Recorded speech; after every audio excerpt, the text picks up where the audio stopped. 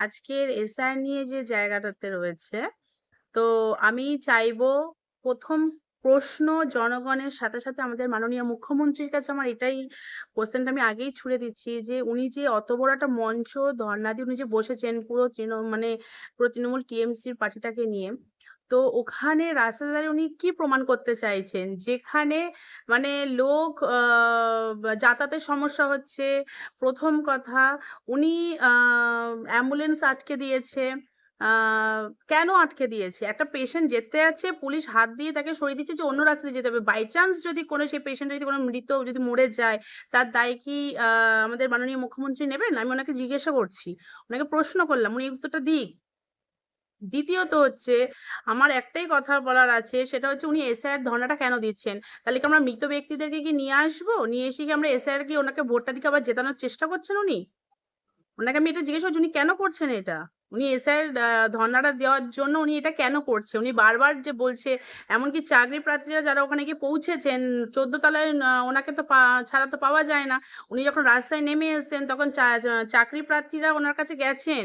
গিয়ে কি বলছে? এটা পলিটিক্স নয়, এখানে পলিটিক্স করবে না, এখানে আমরা এসআই নিয়ে বসে রয়েছি। উনি জনগণের সাথে কথাই বলে না। উনি বলে মা, মাটি, মানুষ সমান। কেন? কেন মুখ্যমন্ত্রী আপনি কেন এই জিনিসগুলো করছেন? আপনার কাছে আমি এটাই প্রশ্ন করছি, আপনি মানুষের সঙ্গে কেন এই দুর্ব্যবহার করছেন? প্রত্যেকটা মানুষের সাথে অসুস্থ থেকে শুরু করে সাধারণ মানুষ থেকে যারা চাকরি চলে গেছে, তাদের সাথে আপনি এই দুর্ব্যবহারগুলো কেন করছেন? আমি সাধারণ মানুষ হয়ে, আমি সমাজসেবিকা হয়ে আমি এই কাজগুলো আমরা মেনে নিতে পারছি না। আপনি বলুন। আপনাকে এই উত্তরটা দিতে হবে। কারণ আপনি বলছেন যে এখানে এসআইআর এর আবার নাম তোলার জন্য কাদের নাম তুলবো? যারা বাংলাদেশে চলে গেছে তাদেরকে আবার ফেরত নিয়ে আসবেন? তাদের নাম তুলতে হবে? নাকি যারা মরে গেছে তাদের নাম তুলতে হবে? কাদের নাম তুলতে হবে? এসআইআর কাদের দাবি করছেন আপনারা? সেটা বলুন। এখানে যারা বাঙালিরা যারা রয়েছে তারা এসআইআর দের নাম উঠেনি? মুসলমানের পার্ক সার্কাসের জায়গার লোকের নাম উঠেনি? আপনি কাদের বলবেন? মুসলিমদের নাম উঠেছে তো। আমি যেখানে বসবাস করি সেখানে আমারও এখানে অনেক মুসলিমরা ভাই জ্যাঠা, কাকা, দাদারা রয়েছে, তাদেরও পর্যন্ত নাম উঠেছে। আপনি কার কথা বলছেন? কেন বলছেন এইসব কথাগুলো? মানুষকে আপনি উত্তপ্ত করছেন, মানুষকে আপনি হেনস্থা করছেন। আপনি বুঝতে পেরে গেছেন যে আপনি আর থাকছেন না। কারণ আপনি মানুষকে আর শান্তি কি জিনিস আপনি দিতে পারেননি। আপনি মাটি থেকে, মানুষ থেকে সবাইকে বিক্রি করে ধুয়ে খেয়ে নিয়েছেন। আপনি পারবেন না। আপনি রাজ্য চালাতে পারছেন না মাননীয় মুখ্যমন্ত্রী। আমি আপনাকে এটা প্রশ্ন করছি, আপনি কি আদৌ পারছেন? পারছেন না। যে মাননীয় মুখ্যমন্ত্রী যে রাস্তার সামনে দাঁড়িয়ে বলে যে, আপনি আপনারা চলে যান। কেন চলে যাবেন? এই রাজ্যবাসী সবার, আমার, সাধারণ মানুষের। তাহলে কেন যাবো আমরা? আজকে আমি নিজে হসপিটালে যেতে হতে পারে, আমার বাচ্চা আছে ঘরে। আমি ওই রাস্তাটা পুরো ব্লক করে দেওয়া হয়েছে। কেন? পুলিশরা গার্ড দিচ্ছে। কেন গার্ড দেবে?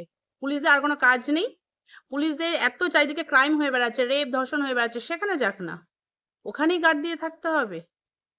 আমার কাছে একটাই প্রশ্ন আপনার কাছে বারবার করব, আপনার কাছে একটা জিনিস আমি একটা কথাই বলবো, এমনকি পাবলিকে একটুখানি আমি রাতে শুয়ে আপনারাও ভাবুন এই কথাগুলো, আমার কথাগুলো আপনাদের কানের কাছে গিয়ে যদি পৌঁছে যায়, ঘরে ঘরে আমি এইটুখানি বলবো যে আপনারা প্লিজ দয়া করে আমার এই ছোট্ট বোনের একটা অনুরোধ রাখুন যে আপনারা ভাবুন যে মানুষ একটা বড় মঞ্চ করে এসআইয়ের প্রতিবাদ নিয়ে উনি ওখানে ধর্নায় বসেছেন।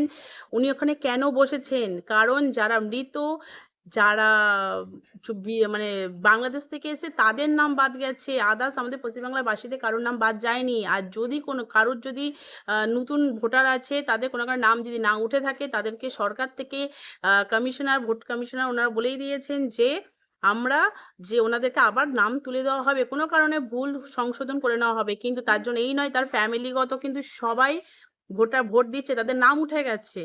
উনি কোনো দিক দিয়ে প্রমাণ করতে পারবে না যে যারা ভোটার আছে তাদের নাম ক্যান্সেল হয়েছে, তাদেরকে বাদ দেওয়া হয়েছে। উনি কোনো দিক দিয়ে প্রমাণ করতে পারবেই না। এইটুকুনি আপনাদের সাধারণ মানুষের কাছে আমার অনুরোধ রইল যে আপনারা একটু ভেবে দেখুন। আদৌ কি ধর্নাটা করাটা খুবই উচিত ছিল? ওনার অনেক ওনার অনেক কাজ আছে। অনেক কাজ আছে। উনি মুখ্যমন্ত্রী। ওনার রাজ্যের প্রচুর কাজ পড়ে রয়েছে। চারিদিকে মানুষের হাহাকার করছে চাকরির জন্য। চাকরি প্রার্থী ওনার কাছে পৌঁছে গেছে। তারপরেও উনি কি করলেন? ওনাদেরকে তাড়িয়ে দিলেন ওখান থেকে। কেন? বলছেন এটা নাকি রাজনৈতিক করছেন ওনারা গিয়ে। কেন রাজনৈতিক করবে? কেন করবে রাজনৈতিক? আমি আপনাকে বলছি মুখ্যমন্ত্রী কেন করবে? আপনি কথাটা কেন বললেন? আপনার পেটে ভাত চলে যাচ্ছে, ওদের পেটে তো যাচ্ছে না। আপনি দেখুন। আপনি বলে তো চলে যাচ্ছেন, আপনি একটা মহিলা, আমিও একটা মহিলা। আমি আপনাকে এই কোয়েশ্চেনটাই করছি মাননীয় মুখ্যমন্ত্রী, কেন করছেন আপনারা? করে কি পাচ্ছেন? আমি একটা সমাজসেবিকা হয়ে আমি একটা পাশের মানুষকে দেখতে পাচ্ছি, তার চাকরি চলে গেছে, তার পরিবারের ছেলে-মেয়ে আছে, তার স্কুলের ফিস থেকে শুরু করে সবকিছু দিতে হচ্ছে। টিউশনের টাকা দিতে হচ্ছে। তাহলে তার যদি চাকরিটা যদি চলে যায়, সে আপনার কাছে যাবে না, তা কার কাছে যাবে? আপনি বলুন, কার কাছে যাবে? তো আমার কাছে একটাই অনুরোধ রইলো আপনাদের সকলের কাছে, এমনকি মুখ্যমন্ত্রীর কাছেও রয়েছে, যে অন্তত আপনি এই ধর্ণা থেকে মানুষকে আর বিব্রত করবেন না।